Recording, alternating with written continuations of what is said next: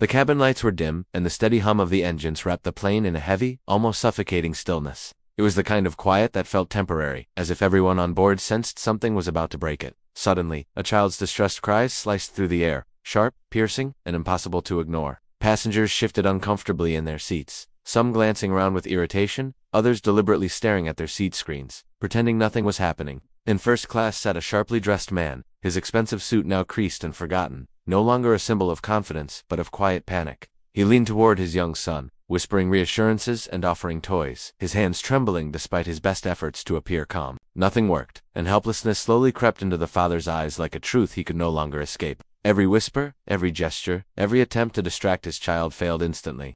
The boy's cries grew louder, filling the cabin with a tension that pressed against everyone's chest. The father felt his control slipping away in a place where escape was impossible. He straightened his posture instinctively, as if confidence could still save him. But inside, fear was tightening its grip. The boy was deaf, and the unfamiliar vibrations of the aircraft overwhelmed his senses completely. The pressure change, the constant motion, and the confined space blended into something terrifying for him. He could not understand the source of the chaos surrounding him. His small hands shook uncontrollably as tears streamed down his face, fear visible in every movement. To him, the plane was not transportation but danger. Panic wrapped around him with no warning. To the father, this moment was more than embarrassment or inconvenience. It was a fear he could neither control nor fix. Money, influence, and authority, things that had always protected him, meant absolutely nothing here. Boardrooms had obeyed him, people had listened to him, problems had bowed to solutions. Yet his son's fear refused to respond. All he wanted was to make his child feel safe. And still, he couldn't. Around them, reactions varied in uncomfortable and revealing ways. Some passengers sighed loudly, clearly annoyed that their quiet flight had been interrupted. Others exchanged judgmental looks, silently blaming the father for what they assumed was poor parenting. A few shook their heads, already forming opinions. A flight attendant hovered nearby, her professional smile hiding uncertainty. She wanted to help, but didn't know how. The father felt exposed in a way he never had before. It felt as though every failure, every doubt he had ever buried, had led him to this moment. His chest tightened as panic settled deeper. The boy's cries echoed off the cabin walls, amplifying the pressure. Eyes were on him, whether openly or secretly. He felt smaller with every passing second. He tried everything he could think of in desperation. Toys were offered again and again, only to be pushed away without hesitation. A tablet lit up with bright colors, but the boy rejected it instantly. The father held his son close, rocking gently, hoping physical comfort would help, but the fear refused to loosen its grip. The boy pushed against him, overwhelmed beyond reason. Doctors' advice and therapists' words echoed uselessly in the father's mind. He had followed every instruction, attended every appointment, spared no expense, yet none of it helped now. The cabin tension grew heavier, thicker, almost tangible. It felt like the air itself was tightening. Every second stretched unbearably long. Then something unexpected shifted the energy in the air. From several rows back, a young black girl quietly stood up from her seat. She couldn't have been more than 8 or 9 years old.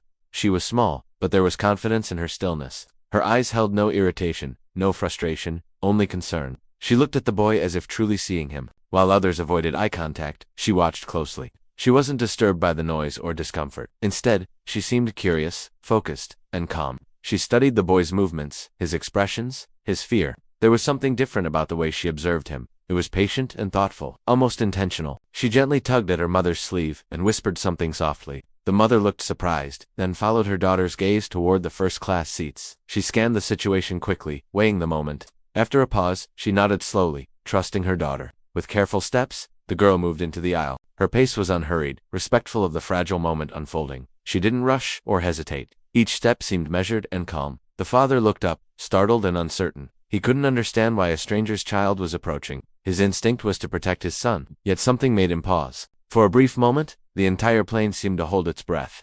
No one expected a child to step forward when adults had failed. No one believed she could possibly change anything. Frustration and discomfort still filled the cabin, yet her presence alone softened something invisible. It was as if the noise dimmed without a single sound. The girl stopped a short distance from the boy, careful not to invade his space. She didn't speak or reach out. Instead, she slowly raised her hands, palms visible, gentle, and non-threatening.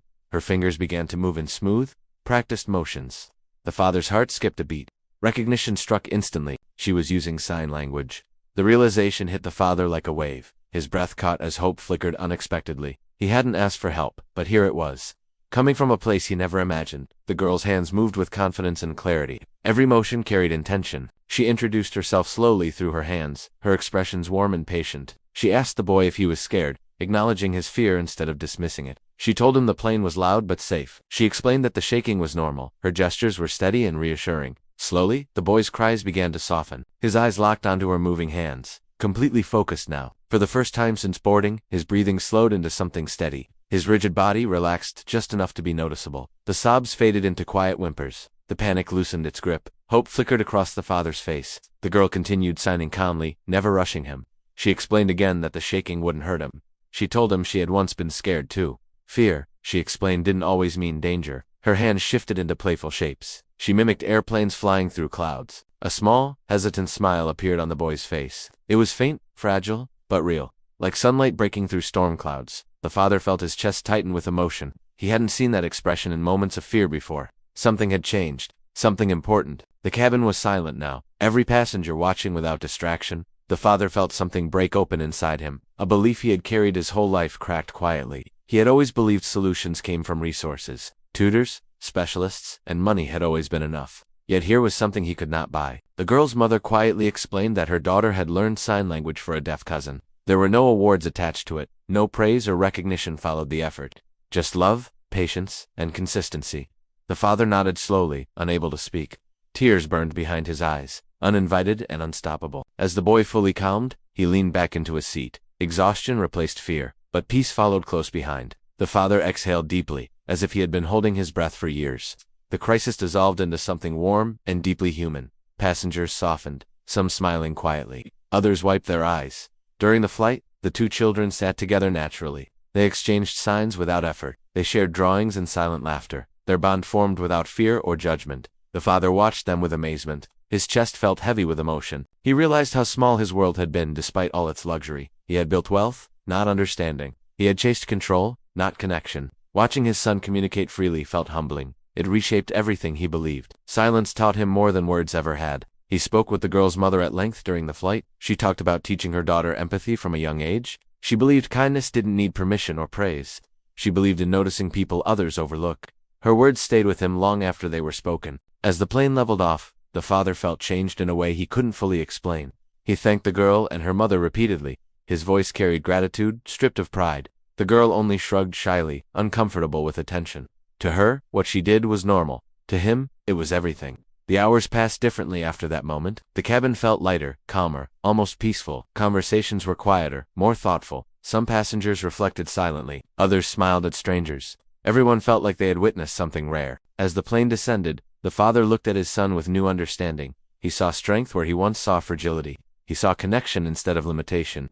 His son was not broken or weak. He simply needed understanding in a world that moved too fast.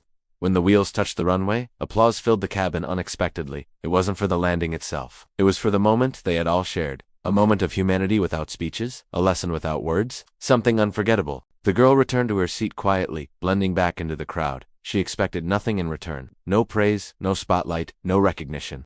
She had simply helped someone who needed it. That was enough for her, and it was more than enough.